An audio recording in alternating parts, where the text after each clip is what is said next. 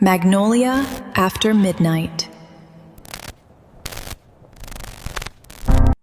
Hola, bienvenidos a Magnolia After Midnight. En este podcast encontrarás casos de crimen real, casos de internet y misterios raros. Mi nombre es Zen y gracias por acompañarme. Comencemos. El día de hoy les traigo el caso de Shannon Moore Davis. Shannon, una enfermera de tan solo 25 años, conoció a David de 34 años en una fiesta el 4 de agosto de 1979. Tan solo 8 semanas después se casaron en Las Vegas. Y después de esto decidieron mudarse a una granja en Michigan. El 23 de julio de 1980 iban a dar un paseo a caballo, cuando lo inesperado pasó. Él afirmaría que ella no era una jinete experta. David dijo que cuando llegaron al borde del bosque, ella perdió el control y cayó del caballo, golpeándose la cabeza contra el suelo. En un principio, nadie objetó por la historia. Familia y amigos habían aceptado el terrible accidente. Pero la pelea comenzó porque David quería cremar los restos y los Moore no estaban de acuerdo con esto. Ellos querían que la enterraran en su ciudad natal, y al final esto fue lo que pasó. Tras la muerte de Shannon, sus padres, Lucille y Bob, se dieron cuenta de que David no era quien decía ser, pues descubrieron que su yerno les había mentido al decir que Shannon no tenía ningún seguro. Lucille recordó que cuando se casaron, ella se lo comentó. Desgraciadamente, esta no sería la última mentira. Les había dicho que era huérfano cuando no era así. Sus papás se presentaron en el funeral de Shannon. También descubrieron que ya había estado casado antes, cosa que también había omitido. 2 días después del entierro, 6 compañías diferentes de seguros se comunicaron a la funeraria para solicitar una copia del certificado de defunción.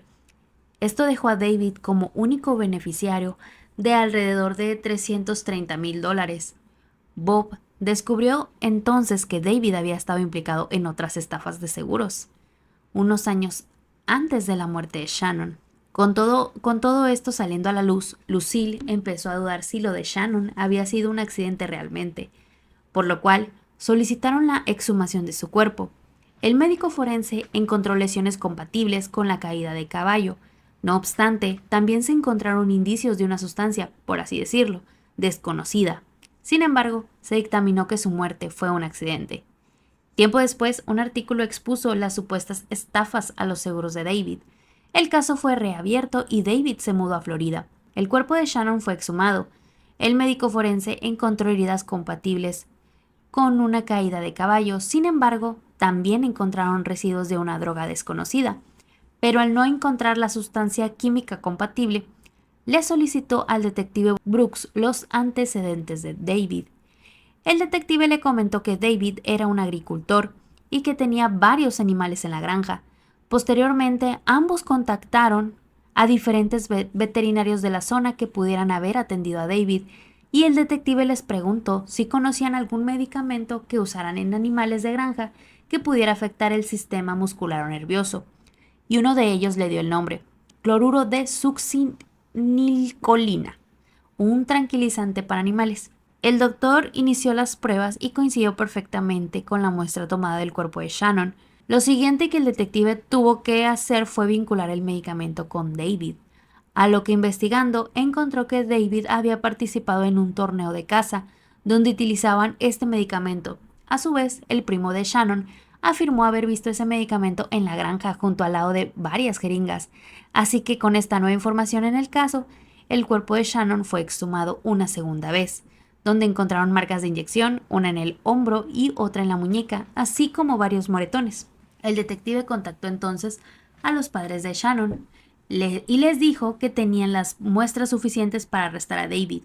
El 13 de octubre de 1981 se emitió la orden de arresto en contra de David por el asesinato en primer grado de Shannon. El detective Brooks cree que empujó o persuadió a Shannon para que se bajara de su caballo, la derribó al suelo y luego la paralizó con un tranquilizante letal. Después le golpeó la cabeza contra una roca para que las lesiones parecieran accidentales.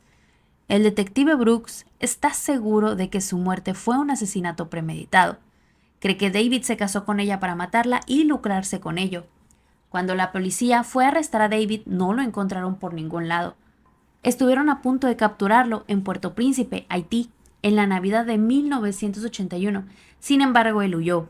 En este caso fue presentado en el programa Misterios sin resolver.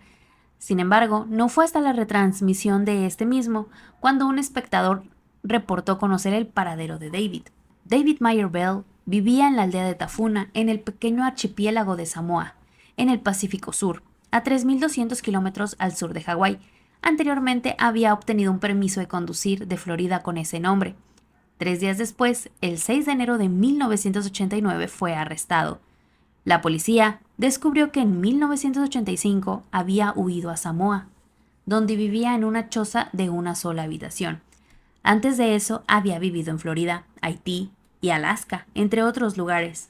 En 1986 se casó con una mujer samoana de 20 años. Le dijo que su primera esposa había fallecido en un trágico accidente. En Samoa, David había logrado conseguir un trabajo como piloto en una pequeña aerolínea comercial. Fue detenido cuando se dirigía hacia su trabajo en el aeropuerto. Fue extraditado hacia Honolulu, Hawái, admitió su identidad y accedió voluntariamente a regresar a Michigan para ser juzgado. A cambio, las autoridades federales retiraron los cargos de fuga ilegal. 3 semanas y media después fue devuelto a Michigan para ser juzgado por el asesinato de Shannon. En noviembre de 1989, David fue a juicio.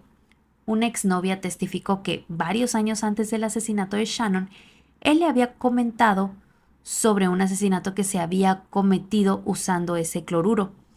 Dijo que usar esa sustancia para cometer un asesinato sería el crimen perfecto, entre comillas. Otra exnovia afirmó que salieron juntos antes y después de que él se casara con Shannon. Una semana antes de la boda le dijo a la novia que no la vería durante un año porque estaba haciendo algo peligroso.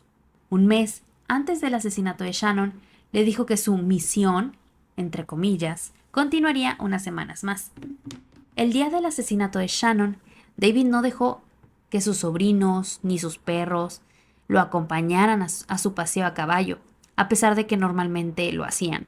Tampoco dejó que el hijo del vecino montara con ellos, a pesar de que igual también ya lo habían hecho. Cuando la policía investigó la escena, los zapatos de Shannon fueron encontrados a 8 pies de la roca ensangrentada. Los zapatos de Shannon fueron encontrados a 8 pies de la roca ensangrentada. Se los devolvieron a David y luego desaparecieron. Después de su muerte, varios testigos notaron rasguños tanto en su cara como en su mano.